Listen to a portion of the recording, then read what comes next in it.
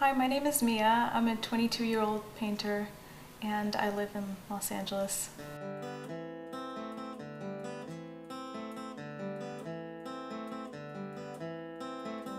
No one can do the things you do, no one around here. Robot and industrious voodoo, another window shade.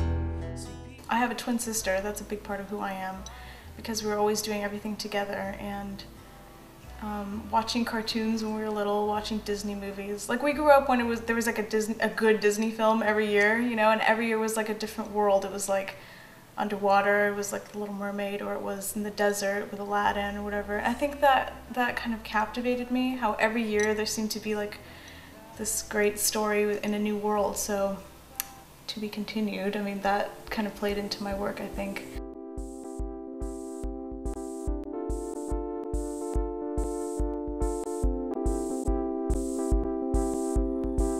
I read a lot of books, and I have like throughout my whole life, so I think that like literature has always been a big part of my inspiration, like the kind of things that I fantasize about. And I guess there's a big escapist quality to me too. Like I was always drawn to fiction instead of nonfiction, and sort of like fairy tales or like fantastical stories instead of more like everyday life sort of fiction.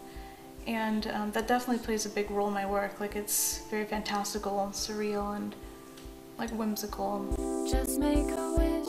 The times that lyrics in a song or a certain section in a piece of literature has inspired a painting, I can't even count. Like I write these things down, I keep all these journals of ideas, and so by the time a next painting rolls around, I just have to reread my notes and everything, and I go, oh yeah, that's a good idea for painting. I do a lot of research on the internet, and I compose these pages on Photoshop of just all the stuff that's inspiring and just put it all around me.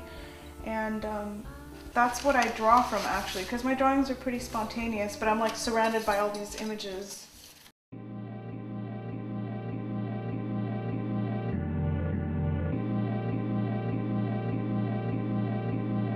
My women especially are from, you know, the turn of the century and like the 20s and everything. Like these vintage photos are like really the types of women that I draw.